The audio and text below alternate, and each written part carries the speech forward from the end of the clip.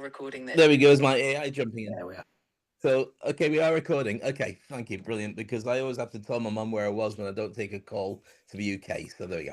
Okay, so yeah, I mean, I asked the question, which is simply about, why should people want to work with you? And I got some incredible answers back because I'm great, because I'm me, and because I'm honest, and because, I've done lots of stuff that I'm really proud of. And it's missing the point, which is why does anybody else need to care? Good for you, and I'm really pleased for you, but it's really about the ability to turn around to other people and say what's in it for them. And so, with my particular area of thought leadership, it's not just about you. Well done, round of applause. You can have a happy life if you do it right. It's about what can you do for others and what are they looking for.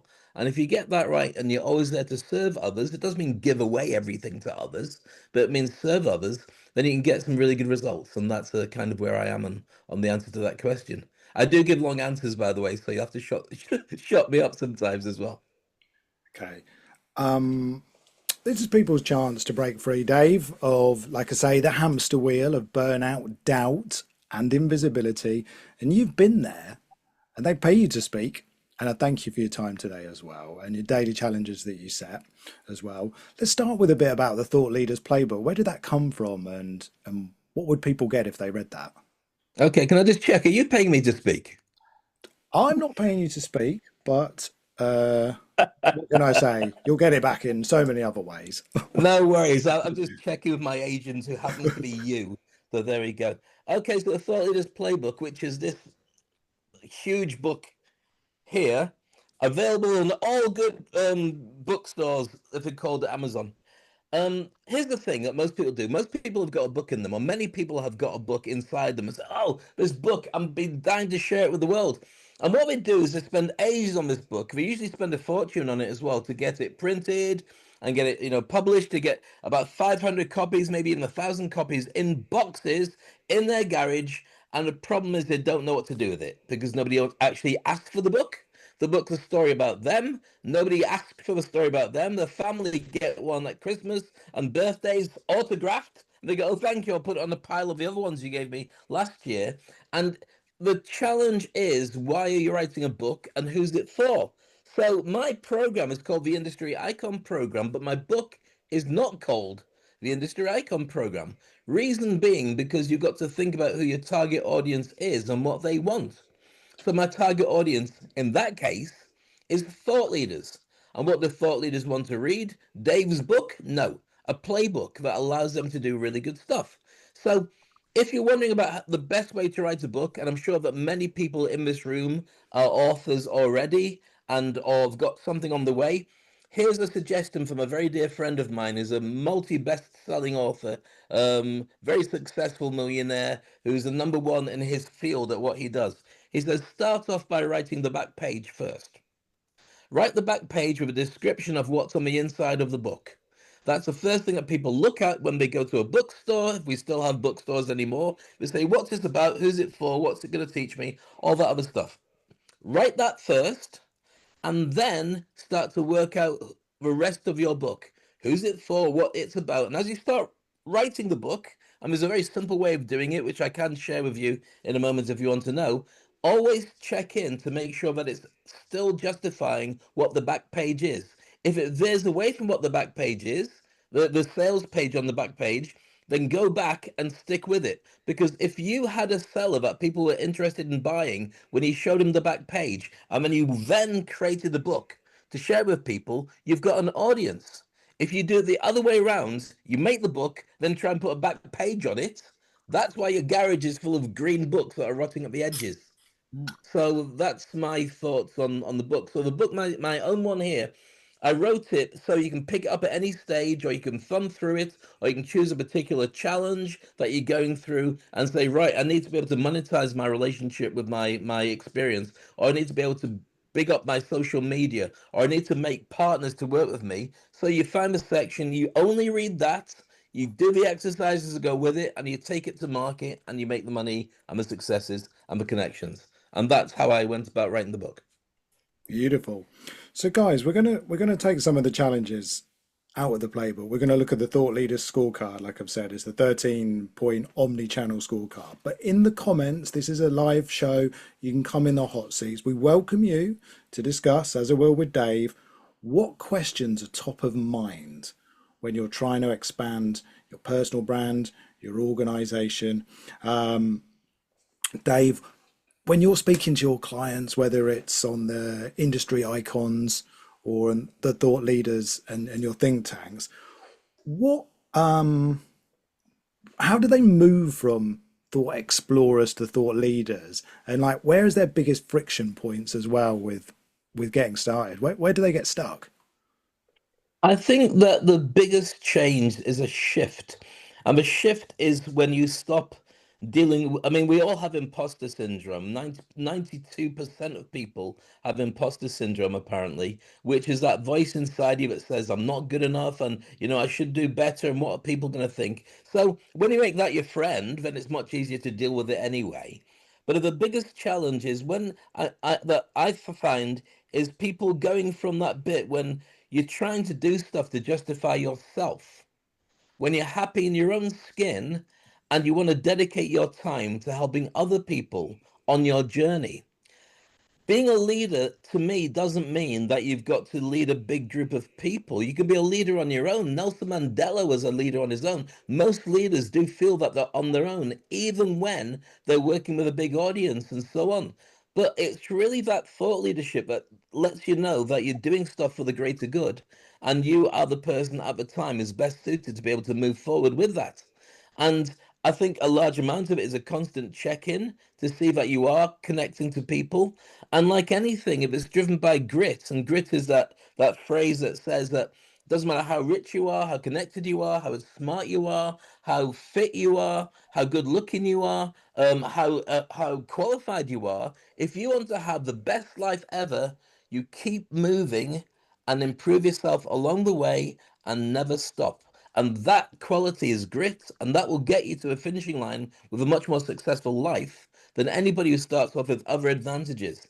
So I think that that's a large amount, the need to give people something. And for me, what I do with our particular group of Thought Leaders Network um, is I want them to be able to fill the gap that's in the world right now.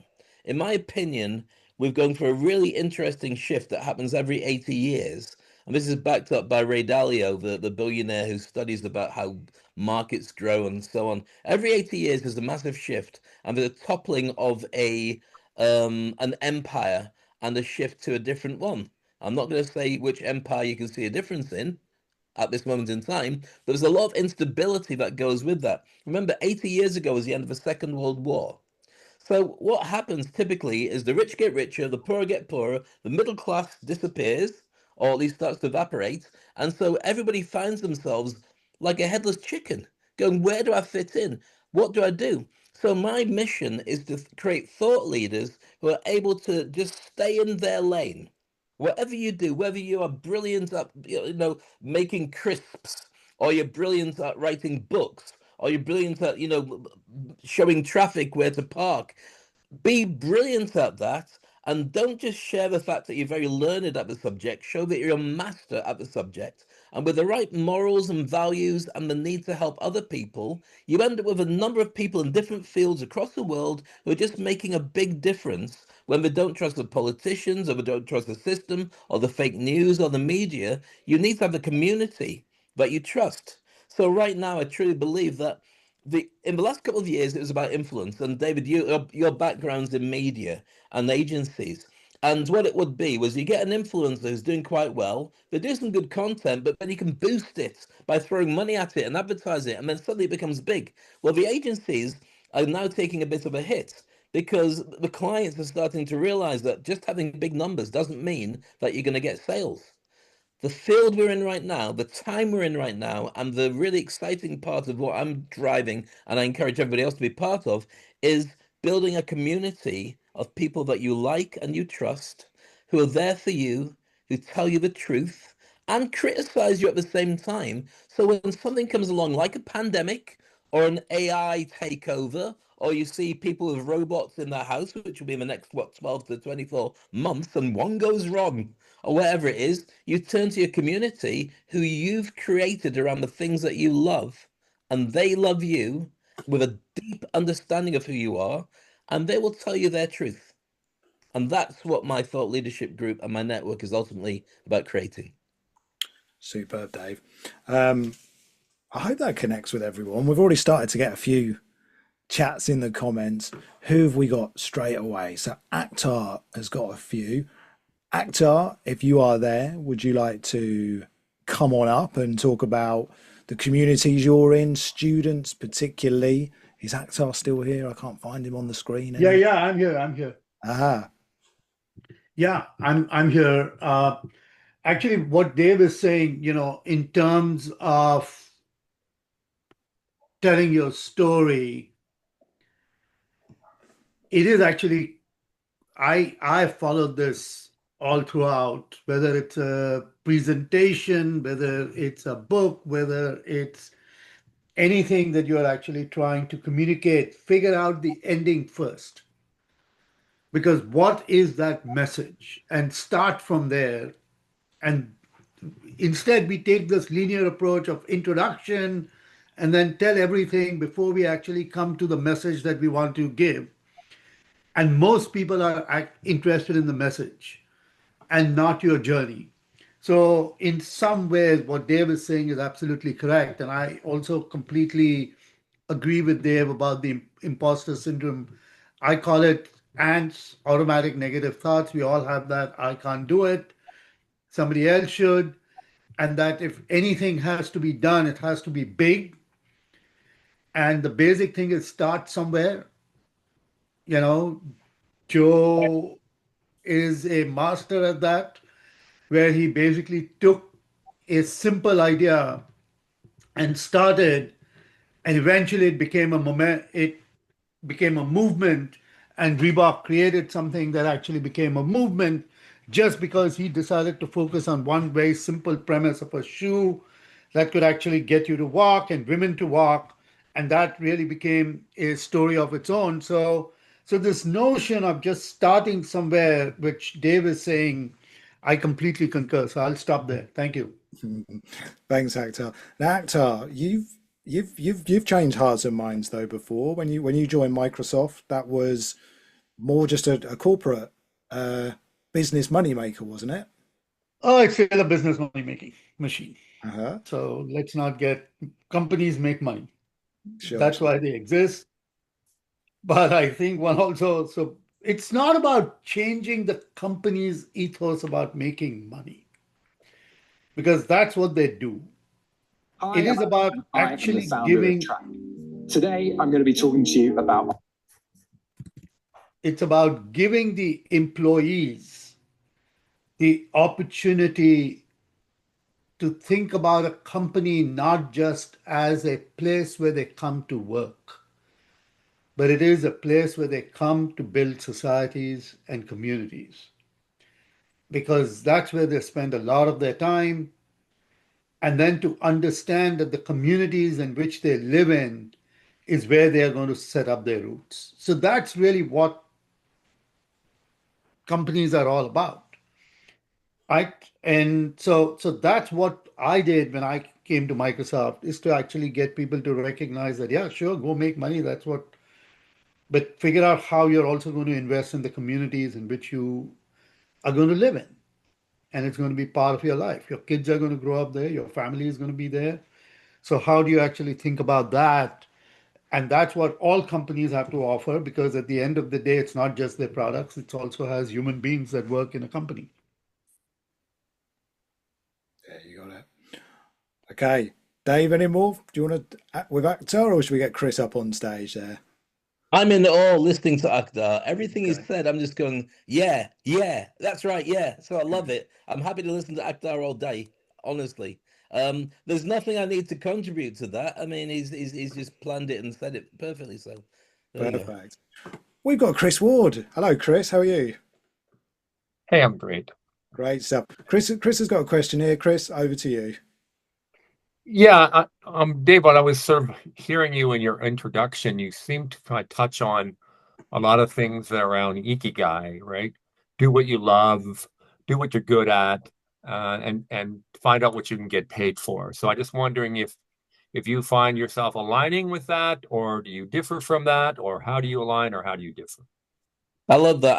I actually don't use the Ikigai. I use a more simpler one, which is like having a bike with stabilizers on as opposed to freewheeling. I use the Hedgehog, which is the one that was created by, I think it's John Maxwell put it together, or Jim Collins put it together. And it's got three circles. And these circles are all about this. So literally, um, what are you passionate about? What are you best in the world at doing? And what drives your economic engine? The fourth circle, which Ikigai has, is what does the world want or what does the world need? And so, yeah, I live by this. What I do really well, what I'm best at is I'm very good at engaging audiences, live audiences, getting their Wi-Fi code and entertaining them. What am I passionate about? Helping people to be better off than they were when I first met them. And what drives my economic engine? People who want to learn to work audiences. So therefore, public speaking, what I'm passionate about, public speaking, and showing people who are willing to pay for it, usually CEOs or companies, that's what I aim at. But what happens is during the pandemic or a time like that, I ended up with no work. There were no gigs. There was nothing to do. So what I had to do is go back to the original Ikigai, the original hedgehog, and say, what does that tell me about the position I'm in right now? What am I brilliant at doing? Well, what I was in the days before I started doing radio, I was a celebrity in Dubai. What am I passionate about? Still coaching and helping, mentoring people to be better. What will people pay for? Maybe people will pay to become influencers or become thought leaders. And so I started this off during the pandemic because nobody was paying to speak, no speaking gigs, nobody was worried about speaking. So I started teaching people how to become celebrities in their own niche. And so it wasn't necessarily all about being an influencer because I've always felt being a Kardashian who shows people what you're having for dinner and looking very pretty next to it isn't really anything I'm interested in. And I don't look good next to my dinner because my head's in my plate and just shoveling it in. So that's never going to work too well. But for the Ikigai, I think that having access to it and understanding it is really important. But I'm not sure, and you might be able to share with me on this, Chris. Is it what the world wants or what the world needs, which is on the extra circle that's on the Ikigai? It's needs. Okay, I differ from that. I'll tell you why. Because what the world needs is not necessarily what the world wants. People will only buy what they want. They won't necessarily buy what they need. So if you bring out a product, for instance, and you turn around to people and say, right, I've got this incredible product that's amazing, it's going to change your life and it's brilliant, and it's definitely so very simply, if you were to bring a product out that was like, for instance, and it's not being thrown at you, Chris, it's just an example. If you were to create an Iron Man suit that everybody could have an Iron Man suit and fly around like Tony Stark, wow. Or you were to bring out a cup holder for your car that guaranteed that a coffee would stay at the right temperature, as an investor, which one would you put your money on? Where you can turn around and say everybody needs to have this Iron Man suit. It means you're protected against the weather and you can get where you want. Yeah, but do they want to pay for that? No, they're not really. People like me would have 10 of them. What does the world want? Well, they're happy to invest in something like a cup holder that's one step above what they already have. So that's the business model, of course, that's used by Apple. When you buy a new iPhone, it's not a million times better than the previous one. It's just got a tweak that makes it a little bit better. So when you want to bring something out into the world, or you want to do business with people, or you want to write your book, the question should be not what do people need, but what do people want. If you've got a market or a group of people who really are looking to invest in something because they want it, they've got a problem, and you provide the solution that they want, then you'll make money. And so that's my difference from the original Ikigai on this, if that answers the question. All right, thank you. Okay, thank you, Chris. Back to Dubai. Ahmed Husseini, my business and life coach when I was in Dubai. Wonderful guy. Thanks for coming back to the Digital Lightbulb experience. How are you, my friend? It's always a pleasure. I'm great. Thank you so much. It's always a pleasure to come back to this wonderful. Dave, good to see you back in here. It's always I always enjoy your approach to life and business and so on. Thank you. But here's my question, Dave. What if you wrote the back page and then you started like it's already been covered, it's already out there. It's somebody else have already like covered that topic, or maybe they have covered it better than you, like because you acquire knowledge from different people. So probably that whatever you are going to write about, you have actually acquired knowledge from someone else who been ahead of the game. So how can you stop that and at the same time be authentic to yourself? Like, so you said what you wanted to say in that matter. I'm not sure if my question is clear or not, No, it but makes I hope perfect it is. sense. It's a great question. And there's a couple of ways of answering this. First of all, if you build something that people need but they don't want, you're going to end up with a load of really good stuff that nobody wants to pay for. If you see a load of people creating a similar thing, it shows there's a need. And I always believe in abundance, which means that if you put something else into there, you give people choice. So we've Okay. all got access to phones. In this room, we've probably got, most people have got an Android or Samsung, or they've got a Huawei, or they've got an iPhone, but there's other phones available, and there's old phones available, and there's other options. I really believe that having choice and having a free market gives you ability to look at it.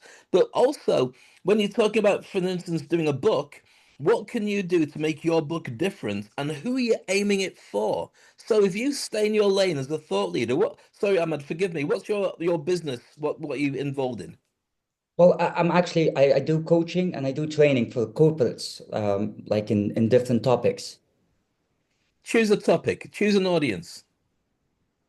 Well, I would choose managers, not leaders, managers. I would want to talk to managers, like so a lot of people are fed up with the leadership thing because it's not really true. So how you can actually manage people in the best possible way while you are serving the company, yourself, and the people at the same time. It's like you don't have a hidden agenda. So there you've already said what your book would be. It would be very specific to a certain type of audience. Remember, there's 8 billion people on the planet. You don't need to get everybody to like it. And if it's something that everybody would like, it's probably not going to get the focus or the interest or be easy to sell. You want to make sure that you do have an idea about who it is that you want to actually produce it for. But the other thing is about writing a book is, if you look at it, the front end is how many do I sell? How much money do I make out of making a book? There's not a lot of money to be made in making a book unless you have a mega bestseller and therefore you're able to turn around and retire on your books.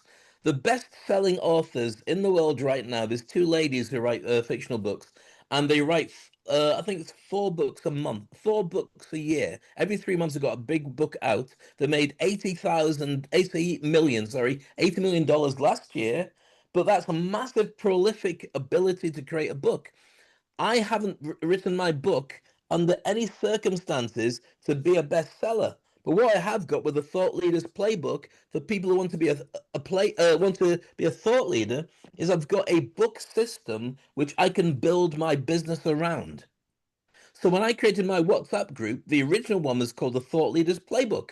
Why? Because it related to the book. You got the proof, the evidence, the certainty that I know what I'm talking about. What's this about? Well, read his book and you'll find out. And so your book becomes a book model. So if you're talking and producing a book for managers who are dealing with the challenges of how to get to the higher levels, or as they get older, maybe considering creating a side hustle, then you can build an omni-channel around it, which David and I are going to talk about later, which could be that you've got the book out there, that's a template, that's the main thing. You've got a podcast that goes with it. You've got your signature message, which is, if you're in charge, it's about time you became charge of yourself as well, or something like that. So you then start targeting those particular people. You find out where they are. They don't get looked after by senior management because they're never going to be on the C-suite. They don't feel comfortable being supervisor or below level, but they know they've put in the time at a company. They get to an age where they're most likely to get threatened with being laid off. What's the life after middle management? You look at the sponsors that you could potentially have that would go with that. Who wants to look after that audience? Tons of people want to look after. So they've got money, they've put it away for a rainy day and for retirement, but they also know they're never going to properly retire because they're going to live longer. And all these different things gives you the ability to create an ecosystem around your thought and with your book at the center. So as a speaker, when you talk about what it is that you do, then you can resonate with the people in the room and say, follow me on social, join my community, have me speak to your groups. You look at where those companies are, and maybe they bring you in as a guy who talks to their middle management and their juniors on the way up, or even you have a course that the book is perfect for when somebody gets laid off. So HR people might be a target. You turn around to them and you say, right, I've got a book for middle management who are worried about what's the life after this. Hand it over to everybody who you're thinking of laying off because it might be the cushion they need to be able to get them through. Does this make sense? So Amazing. That's amazing. You're really thank business you. like you've created the whole a whole business around the idea in just few seconds. There you go. So thank you. So it's a Yeah. great question. Thanks, Thank you. Ahmed. Okay, Johan. We've not met before. Johan? Oh my goodness, that was a surprise. Welcome to the Digital Lightbulb experience. Firstly, the sleep success coach. Well, we all sleep. I'm sure most of us have bad sleep. So many people I know wake up at like 4 o'clock in the morning and they're journaling for the next couple of hours. What's your thoughts on the topic so far and your approach, and how can we have better sleep success while we have you? Yeah, fantastic question. And when you were opening up, you were talking about burnout quite an awful lot and how you progress during your day. And really, we are creatures of rhythm, and it's really important to mind our energy. Everything is energy, in my opinion. And when we look after our energy, when we set our morning up very well, we set our morning with intentions. And I call it the golden hour, and I put a post in the group, the Thought Leaders group as well. When we start off our morning powerfully and with intention, and use the golden hour, the first hour of the morning, where we are calling back all our energy rather than responding to emails and text messages and other things that are not all about us, then we are pulling in our energy. And if you think about it, you're giving your power away the minute you start responding to emails and text messages. So when you set your day up well with your morning routine, it really sets yourself up for the whole day. And how you start your day is how you end your day. And then you're going to sleep better. And my motto is everything is better with better sleep. So we're creatures of rhythm. It's really important to understand that we work in cycles and we can manage our energy in cycles. And I go into that a lot deeper, but that's just kind of a little taster. But it's really important. It really is to have that sustainable energy and to perform well, show up at our best, and be effective thought leaders, that Dave was telling us all about. Yeah, you got that. Thank you, Johanna. Nice to meet you. And where's your biggest sort of struggle with getting your visibility? Do you find what's holding you back, or what platforms don't you do? Oh, well, don't get me started. Well, Facebook and LinkedIn and all the social media channels, I'm finding, like you have to really fight to be seen there and all those. Now, LinkedIn is much better, and Dave has shown us some great ways to use LinkedIn. But Facebook, and I find, only a very small percentage of the audience sees your stuff. So it's really challenging. You have to know the algorithms, they keep changing. It's just a struggle. And you're texting people, please like my post, please comment on my post. It's a lot of work, so I think really social media is a very small part of your visibility. And a lot of people tend to spend a lot of their time there on social media. That's my opinion. No, you're right. They certainly do. That's why I like to create events like this as well, so that we can talk and hear that, because that like button, surely that can't determine your purpose. If you're trying to create higher performance from people through better sleep and greater habits, and you have to resort to social media. I don't mean resort to it, but it's almost anti, isn't it? Everything we're trying to do here by getting people to be more human and less AI. Completely. And like when you're aligned with, Dave always talks about the values and mission, the hedgehog concept. I applied that and I thought it was an absolutely fantastic tool to use. But when you're aligned with, your true, whatever your message is, and you align everything around that, and rather than, because you use a lot of energy trying to get people to like your posts and all this kind of thing, where people can really see, they know it's energy again. People get a good sense of who you are through your energy, and like not trying to be perfect and having all the likes and what have you, you know. I think it's really and there's such freedom in being yourself, and you know, flaws and all, you know, but to be effective, and if you're really passionate about it, it's all these concepts again, back to the hedgehog concept, and to be aligned with all of that and your message and what it is you want to the difference that you want to make in the world. And yeah, it excites me for sure anyway. Oh, good stuff. Listen, brilliant to meet you today. Thanks for coming. Thanks, David. Thanks, Dave. Thank you so much. I'm looking forward to catching up with you because there's a couple of things to share with you that when I share them, you'll go, oh my goodness. In fact, if you come back up on stage, let me share it with you because I think it's a really important thing that'll really up your game, and it'll help things the way that you want them to be. So, Joanne, if you don't mind coming back up, I'll just share, if with your permission, Absolutely. I'll share with you because we've known each other for a little while because I used to do stuff. Is that okay, David? Yeah, I'm just trying to find the screen. There we are. Go for it. Okay, so who's your target market, Jan? Who's my target market? Okay, so my target market would be women, high achieving women. And these women are doing it all. They're multitasking, they're burnt out, they're exhausted. They're spending their last hour to get work done, you know, to achieve that whatever that is they're trying to do. So that's who my target audience is. Okay, so what's your response when you post stuff for them? Do you post stuff for them, or do you just post a methodology about the business? Oh, a mixture. Yeah, a mixture. So I'd give I did a post there the other day and I said, you know, I used to think that being an entrepreneur was pushing through, grinding, all of that, in order to achieve something.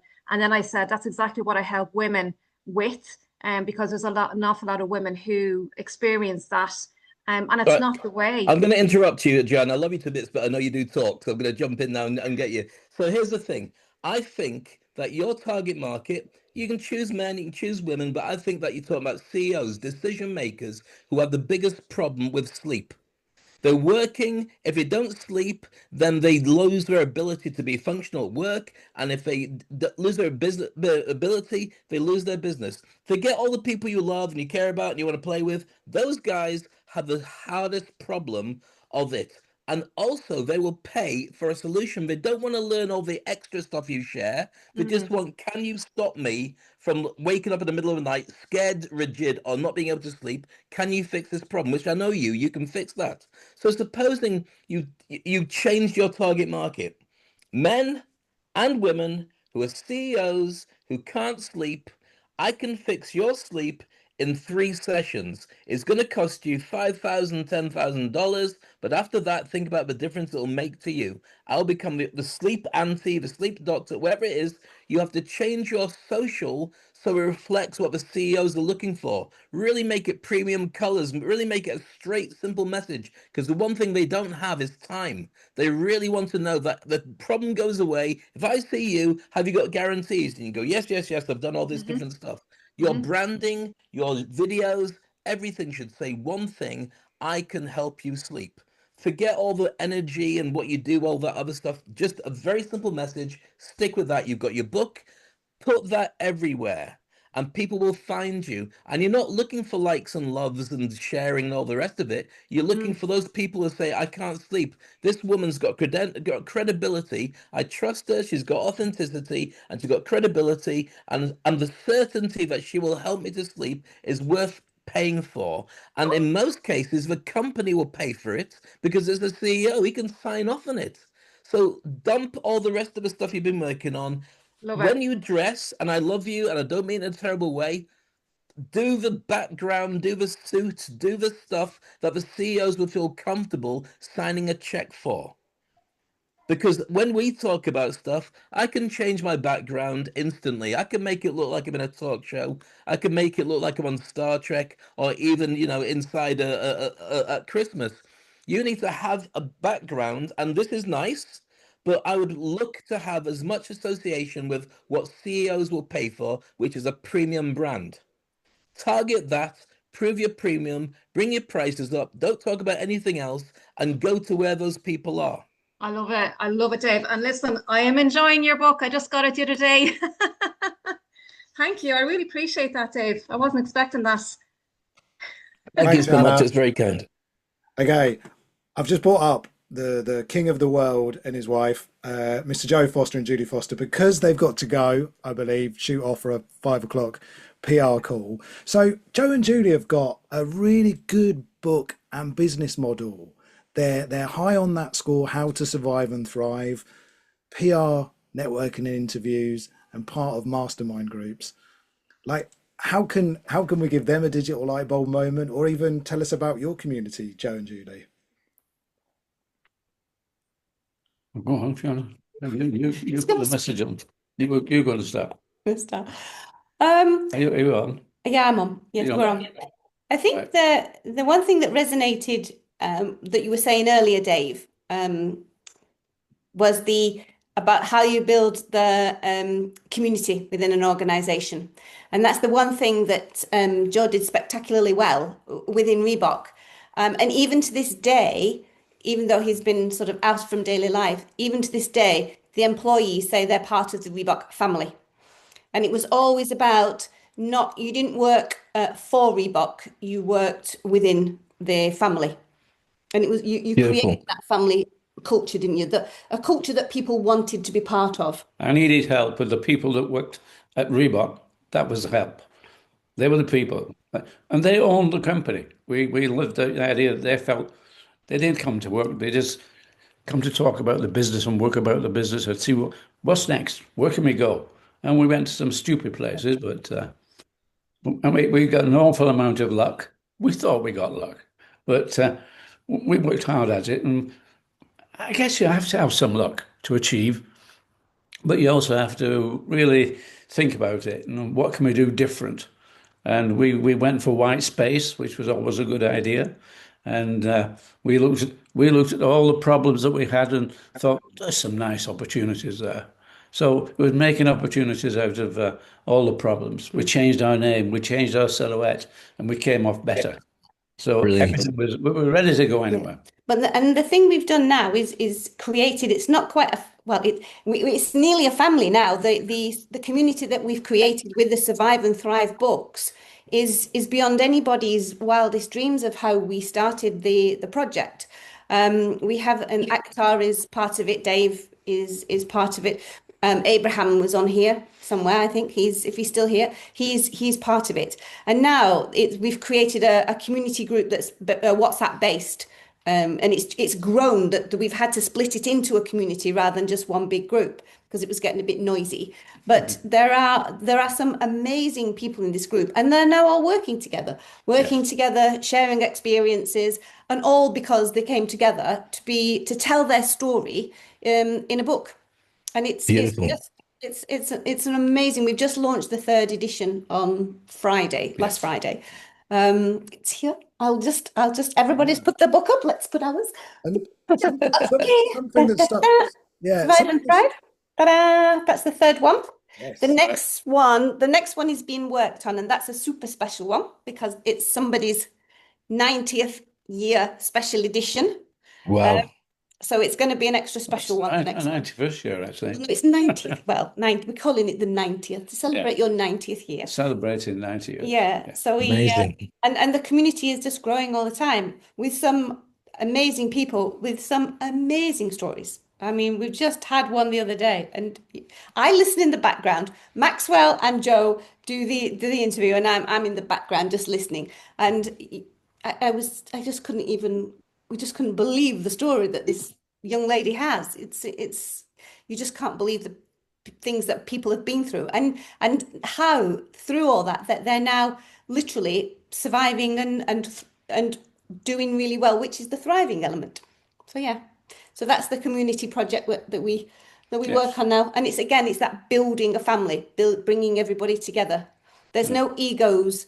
In fact, we had an event at the Shard in London, and the staff, the manager of the restaurant, actually commented to Stephen and Trevor afterwards about how the group of people. He said, "I've never seen so many people with such empathy, with such sympathy, empathy together, working together."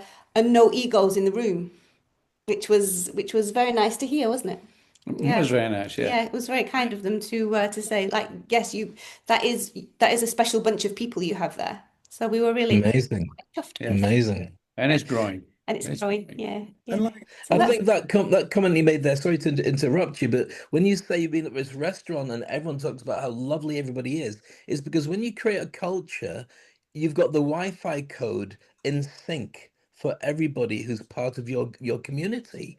And so when they go off and do stuff, they understand the importance of introducing things and concepts the right way to each other, being there for each other, supporting each other, and you can feel it, it's palpable. And it's something that when you walk into a room and everyone's like that, you go, oh, I'm home. And that's clearly what you're providing with this yeah. incredible group and community you're creating. Otherwise, people wouldn't notice it and say anything. But restaurateurs would know because they feel a room, even when it's empty, they know what it's going to be like tonight because they can see what it's like. So for you to have that in your community is amazing. So congratulations. Thank you. Thank you. And unfortunately, we have to go now. We've got to go and do we work with a bunch of startups. And one of them in particular has actually started up. And he has an AI designed, 3D printed, custom fit shoe, a slide. Wow. And he is a very driven young man. He's only 25, but he's amazing. And so we are now going to do some press with India, Amazing. super. like we do. That's So right. he has us up in the middle of the night doing live TV across the world. He's a crazy boy, but it's working very well. And Yeah. you And we love him. you love working with him. Joe loves working with him. So We love it. we go and do that now. So it was lovely to see everybody. Enjoy Thank the rest of you. your Yes. afternoon, and Nice to see everybody. hopefully we'll see people again. Okay. Bye. Thanks Thank a you, lot. Dave. Bye. Lovely. Okay, guys. Well, we knew an hour wouldn't be enough. And we haven't got to the Thought Leader scorecard. So it's been brilliant. Everyone's been buzzing and chipping in. Who have we got left before we moved to the moment of truth, your scorecard? We have got Rocio Perez has a practical question. Rocio, let me get you up on stage and welcome, meet Dave. Thank you so much. So great to see you again, Dave. It's always been amazing. Absolutely. Absolutely. When does that Absolutely. podcast go out, by the way? You know, it will be going out shortly. I will definitely tag you on that and Fantastic. make sure that everybody hears about it. So I will be tagging people on it from Excellent. Dubai and from the UK. I love it. Thank you so much for taking a moment to take my question. I know everything is about a mind shift. The shift in the perspective. What are some of the three smallest things that somebody can do in order for them to get greater visibility? That's amazing. Really tough question, but a really good question. I would say the three things you need to do is get comfortable in your own skin. Life, you're in this journey, you're in this vehicle. You'll get it right, you'll get it wrong, you'll make a fool of yourself, you'll win some days, you'll lose some days, but this is designed to get you to a finishing line. So be happy, be proud of yourself, kick yourself, but laugh at yourself in equal measures. So I think that's the first shift that you got to have. Stop caring about what other people say about you. All they're saying is a reflection on what they think about themselves as a reflection of what they see in you. They don't know you the way that you don't know them anyway. So you are driving yourself on this journey. So be happy in your own skin. Stop stressing about what other people think about you unless they're not paying you for something you've done, in which case you should ask that question all the time about your business. Am I improving my business? How can I reach more people? How can I deliver better? What is it that people get from me for spending that quality time? If I'm going to ask for their time, what do I get? And the third thing I'd say is, let's see, being kind to yourself, not worrying about what other people. Make sure that when you go to bed, you've given it your best shot before you go to sleep. So treat every day like you're on a reality TV show. You got 24 hours, just like the Truman Show. And if you gamify your life, you can upgrade yourself. So you can learn from books, you can go to the gym, you can eat the right foods, you can connect with the right people. There's lots of ways of upgrading, just in case you're like, if you're thinking like, if I was in a game show or if I was in an actual video game, how could I do it? But if you gamify your life, it means that when you do go to sleep, then there's a new episode of you that starts tomorrow. Don't carry it on, don't stress about it. The world will feel different, and just sometimes it's good to go to bed and just say, or even in the middle of the day. Some days I have a lousy, and I know it's going to be lousy because you've got a part of your brain that notices things that you're interested in. And when you're interested at that point in negative stuff, suddenly you see all the negatives coming at you. And sometimes the best way to do it is to numb yourself and just say, today's going to be, I'm going to fight with somebody. I'm going to argue with somebody. If I continue down this trajectory, why don't I just stop and do this tomorrow? I'm going to do something else. I'll do, if I have to deliver, I'll deliver what I can with maybe an apology or whatever I have to do. If I can, I'll get out of it, recharge me, and go back at it tomorrow with a fresh set of eyes, with less stress, and the ability to give the best that I can. So that would be the other thing. Gamify your life and treat yourself like you're in a game show or reality TV show, and learn to be able to deliver what you can and stop stressing about what you can't deliver because you can't do anything about it anyway. I love it. Thank you so much for those insights. And I love the whole gamify your life. That is what I created the Mind Shift game for, so that we can gamify our life and level up. I love that. Thank you so much for your insights. Pleasure. Thank you so much again. Thanks, Rossio. Thank you. Okay, everyone. Now, the moment of truth. I'll introduce the 13 omni-channel plays to create visibility or revenue. You rate yourself 0 to 3, and then pick the top 2 that just are sticking out at you. It's going to become so obvious that you can start now over the next 90 days. I'm going to present the screen. PowerPoint style, everyone. I don't have as much great tech as Dave, but wasn't his screen share really cool, the way he did that with his background? Can you see the PowerPoint first? Can you see it, Dave? Is it there? I can see it. It's very much there, yeah. All right. Here's the Thought Leader scorecard. You want this on your desk, okay? Like I said, with your energy, do your job, okay? But your Thought Leader scorecard is going to be the thing that you really want to get out of bed for. Don't get me wrong, I love marketing, but is it the thing that's going to get me out of bed forever? Neil's here, the golf brand guy. I love working for Neil, but even I might stop marketing one day and he might not have his brand. But at the minute, I love that part. But by 12 o'clock, 1 o'clock, it's time for something different, to work on your mission. Have your Thought Leader scorecard there ready for when you have that energy. Here are the 13 plays. Okay, I hope you can see them and ask yourself ask yourself the question, where are you at 0 to 3 on this? Hit the screenshot if you want, get it on a pen and paper. I appreciate we're coming up to the hour. I can see people are dropping off. Absolutely cool, and thank you for coming. But if you want to stick around, let's go through some of this.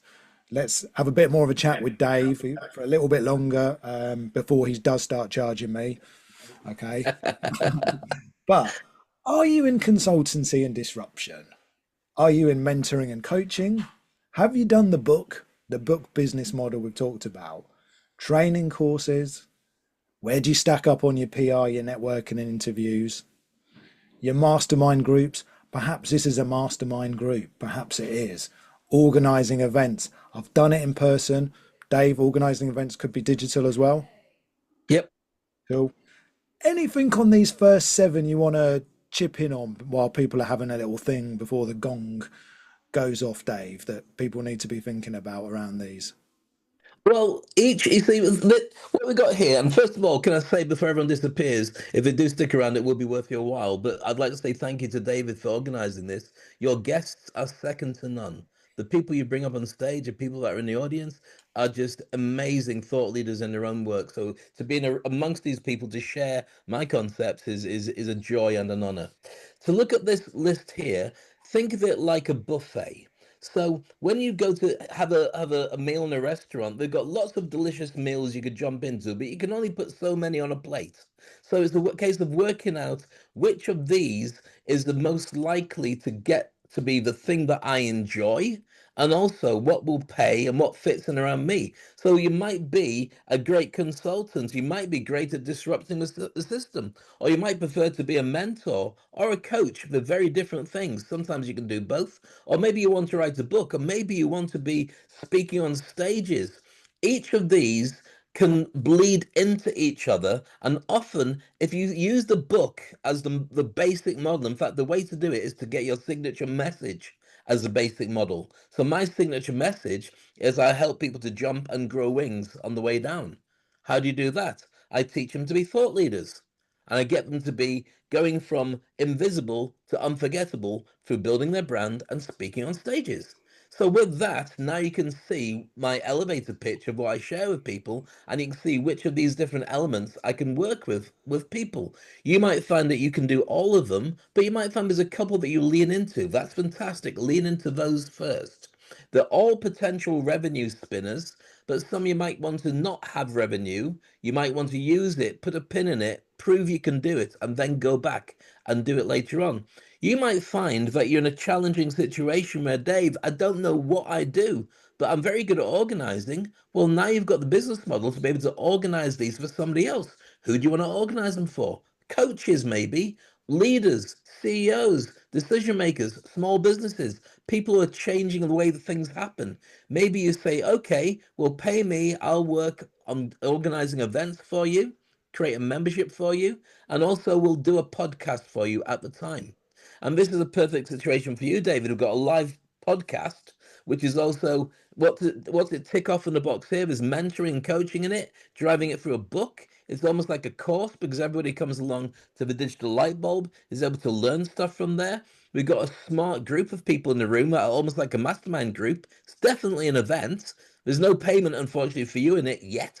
But there's a number of different areas on it which make it really valuable. And with a little tweak, you could find that your score doubles just by emphasis on them, and you might find that one takes up a lot of time and it's not actually serving you. Dump it. Find a different version of it. Some people are great at writing, some people are great at speaking. AI can fill the gaps between all of them. If I want to say something, if I want to, like for instance, our newsletter, Aziza, who's in the group as well, I think she's invisible at the moment. It's my wife. We work and we run the Thought Leaders Network together. She's a genius. I'm just there as like a toy. I'm just the mascot of the company. And our new newsletter, which we wrote today, is all about this scorecard. It's all about the fact that those 13 things are what you use to monetize your business. And that means that every single day when you get up, you're doing what you love about the things that you enjoy, and it pays your bills.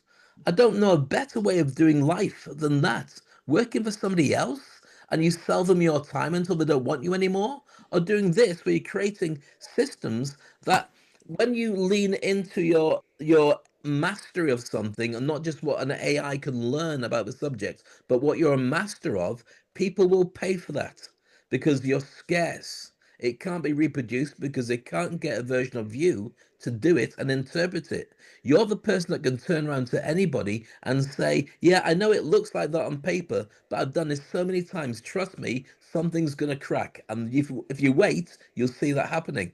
Everybody in this room can talk about their industry with that level of expertise. So therefore, leading into this scorecard and wondering how you can get this across to the right people is how you monetize it. There we go. How you monetize it. Dave, I think you said, do the things you love. That's what it's about. Life's too short, isn't it? Absolutely. Why would you waste time doing stuff that you don't love? And now with AI, if it's an area that you're not particularly good at, get the AI to pick up the slack. It'll follow whatever you want it to. In the old days, you'd have to put together a team that would do all the stuff that you hate. I mean, what you love to do is get a team full of people like you, but then nothing gets done. All you do is talk. If you can get AI to fill the gap, they're talking about the fact, in fact, Gary Vaynerchuk's working on this, about the next big name will be a person plus their AI. The next billionaire will be a person plus their AI team, all of them and him or her. And I think we're in a really exciting place for that because not only does it make the possibilities better, but I also think we've got no choice. I see the world in a really fractious place right now, and up is down, down is up, and lots of things are not the way we expected them to, not even the way they were 8, 9 months ago.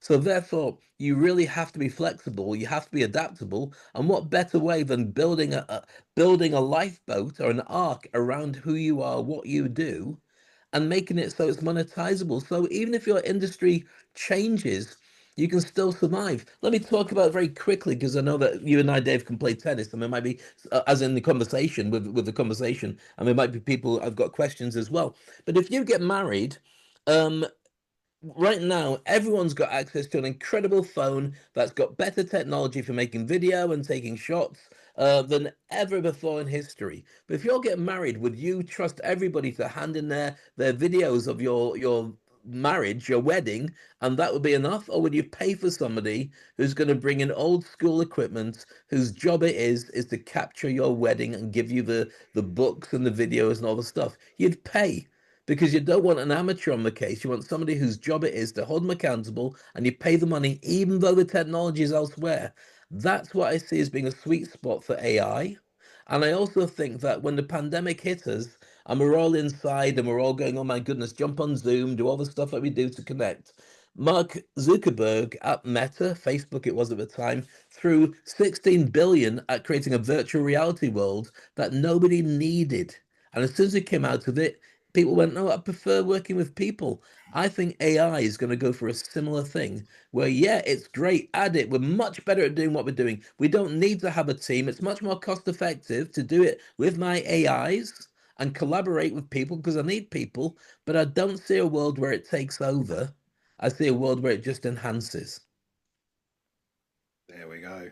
I hope everyone is using a bit of AI there as well, to help them along the way. I've just programmed my own one this week as well, and it was very interesting. How do we learn, change, grow? How do we do this in 14 days? And a lot of those kind of things that the way I'd come about it, and the language we don't want it to use as well. Just while we still got 16 people on the line, us included, thanks again everyone for hanging in there. I filled in mine, so here's mine: the zeros, the ones, the twos. If you know me or have seen what I'm on about, Mentorless is a trademarked mentoring platform that I want to launch. I loved work. I started at 16. I loved being 16 to 21. I loved being whatever to 28, 21 to 28. And I loved 28 to 35 when I ran the business, but I didn't have the job title as well. So I want to give it back as well. What happens when you slip? No one ever taught me that. How do you update your tutors? How do you use your energy wisely? Plus the tricks, plus for the more sophisticated businesses, pairing together blind spots and gaps, whether it's a signal, whether it's a sprint or a subscription, bring in the expertise around you. So I graded up my scorecard, everyone, and on my desk I've gone from 11 out of 39. So when I add up all my stuff here, just 11. Okay, sounds terrible. It's not. It's 28%. Dave would grade me as a rising star, and if you want to know where you're at as well, take Dave's survey, okay, and then go and speak to him afterwards. If you've got your survey link, Dave, they can also pick that up as well. If you did screenshot this as well, perfect. If not, get in touch with me, and I'll give you a free copy. But there's 13 things here, and hopefully some things have become clear for you today. If I work at those items, I could be 21 out of 39. These numbers start to look a bit better, right? They're starting to be, there's more meat on the bones, you would call it. Thought Leader Phase 1, within 90 days, a 92% increase in effectiveness for anyone who works in business, a 92% lift in effectiveness in 90 days. You take that, whatever your sales are or whatever your team output is as well, do it. So I've put the stars. Keep going on the consultancy and disruption. Keep going on the mentoring, the training courses. Like Dave said, this is it. The mastermind groups, this is it. The PR, the network, and the interviews. I could do more if I use my energy in the right way. I do a bit of paid content creation for the local school, and it's motivational. And I get parents and children to sit together in the evening and watch TV shows that I've made where they're in. So does Olivia if she's still here. We're in that together, and we can push it on further, right? And then licensing the products, of course. You know, I've been in e-commerce, D2C, and retail for my life. I'm sure I can create some products or some services, and I've got plenty of frameworks as well. So just by narrowing down and focusing on this, and some of them are combined, I can get 21 out of 39. And you can watch me, LinkedIn, social, or if you're my friend, like Rossio, we meet every week. She knows where I'm at. And I'm off in 90 days just from this conversation and just because Dave's challenged me. Do you know what your 13 channels are? No. Well, I do a bit of this and I do a bit of that. You know, let's firm it up. And for you to take your 90-day plan from here, lock in momentum from today, as Dave showed you, he could rattle off his how to jump and grow wings on the way down. Who's it for? Where are they stuck? Him and Johanna had a really good session. Him and Ahmed had a good session. We'll get this on YouTube so you can watch it back if we're going fast. I know it's been a super packed episode as well. Take 2 revenue plays off that scorecard. Get 1 real outreach, what David would probably call a deal dash, and map 4 rungs for the 90 days. You want to end up with your 30-second pitch, your 2 revenue plays, who I'm going to contact today. I know it sounds simple, but sometimes simple is the best.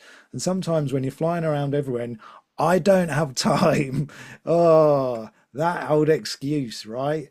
You know how to run teams. All of you here have done millions and billions and all kinds of things. The weeks you're going to do it, the channels you're going to do it. 1 better pledge this week, okay? And who your accountability partner is. Dave, jump in on this sheet if there's any more to say. No, I love it. I've just dropped into the chat the scorecard so people can take it themselves.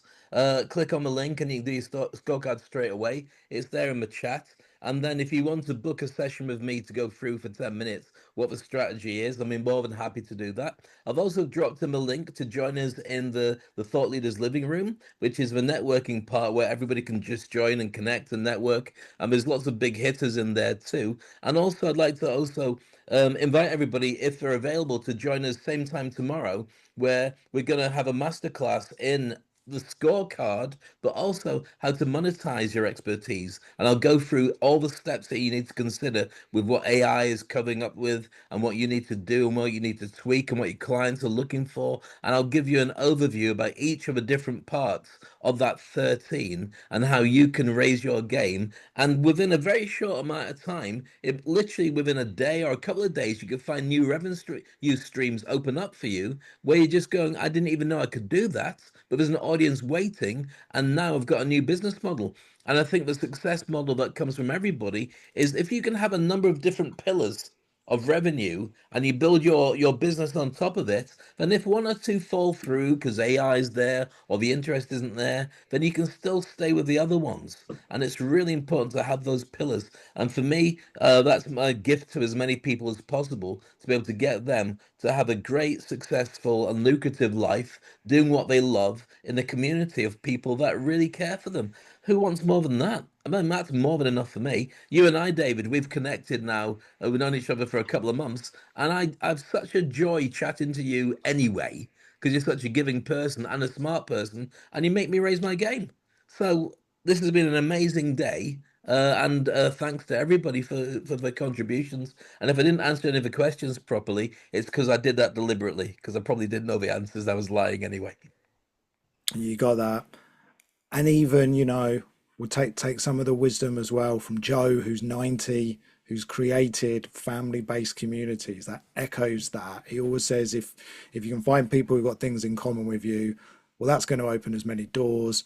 As David said, do what you love doing, right? Life is far too short. You all want it, okay? So if you're ready and you're waiting, next quarter, none of that. Life's too short, guys. Recognize this because your competitors are on this, okay? And they're building momentum every day. They find the time.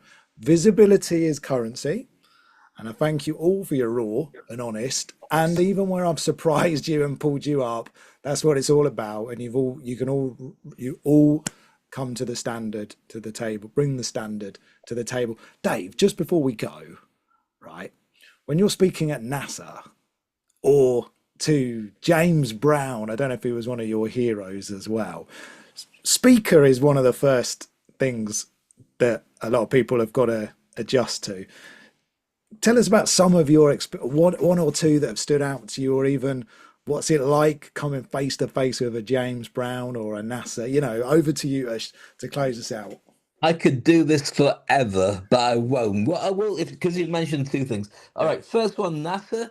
speaking at NASA. I was doing a training for speakers event at NASA with astronauts and all sorts of people in the audience, on stage, and so on. And that was absolutely amazing. And one of my dear friends came from Dubai with me over there. And there's a big group of probably about 50 speakers and people in the audience and all sorts.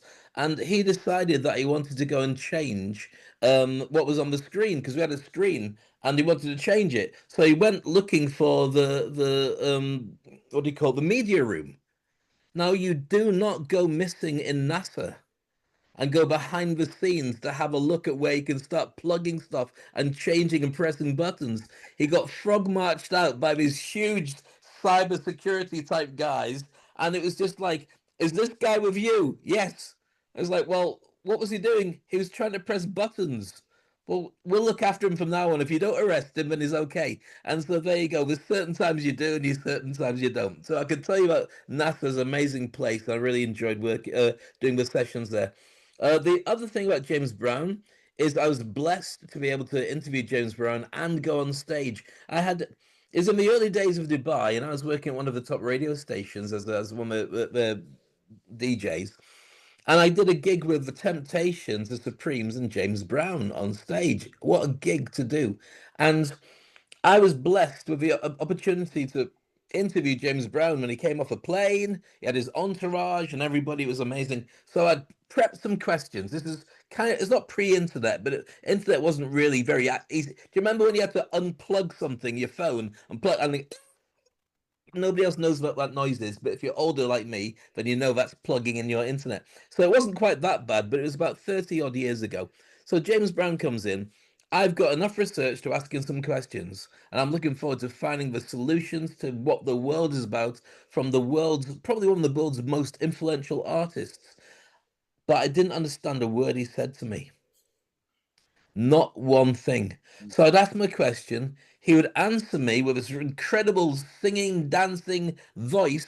And as he's saying it, I'm looking at him going, I'm going, and the next question is this. So I asked him 4 questions. I had 10 minutes with James Brown. He is whisked off by his entourage to go and do amazing things, whatever he does. And I met him next time on stage. He was an amazing artist. But when I listen back to it, it's really difficult. And I put it into, Descript, and tried to get it to translate what he said. Not a chance. But it meant a lot, and it could have been a song. But it doesn't matter. I got to interview James Brown. I've got the picture. I've got the T-shirt. And whatever he said was amazingly profound. I just don't really know what it is. I could answer other questions. I'm more than happy to be honest and transparent about it. Well, that's the gong, I'm afraid. Now, Maxwell, I've taken over your Maxwell Priest, by the way, is here, who is not Legend. only the voice of the Success Nuggets podcast intro, but has mentored me immensely. Max, how was that show for you, sir? Oh, I loved it. It was fantastic, and I learned an awful lot from you, Dave. And it was very nice. If I can just say, the way that you were so concise, you covered so much ground in so few sentences. If only I could be quite that precise when I'm presenting an idea to somebody, it would be marvelous. Very good. Max, that's very kind. You realise that we look like stunt doubles now. If you put us up together, can you bring him up on stage? I'm not in my proper kit, which is why. But there we go. Go on. So it's a little bit. Look, separated at birth.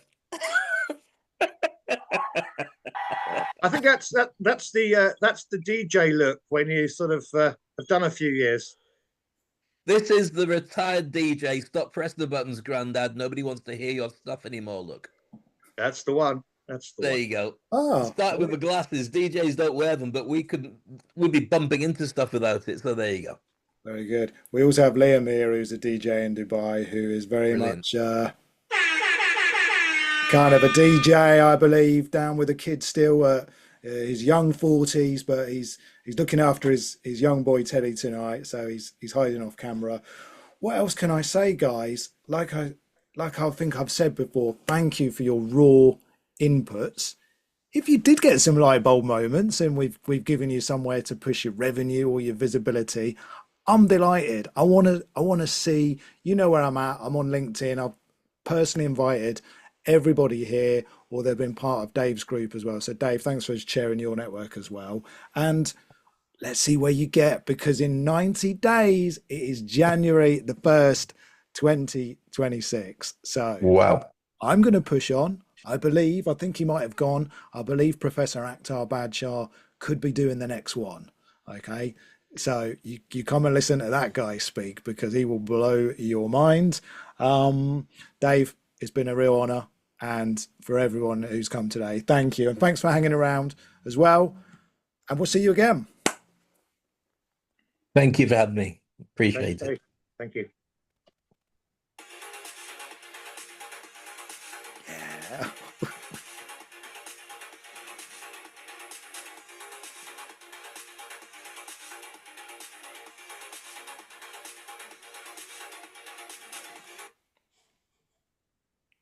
Loved it. And cut. Stop recording. Where is the stop recording button?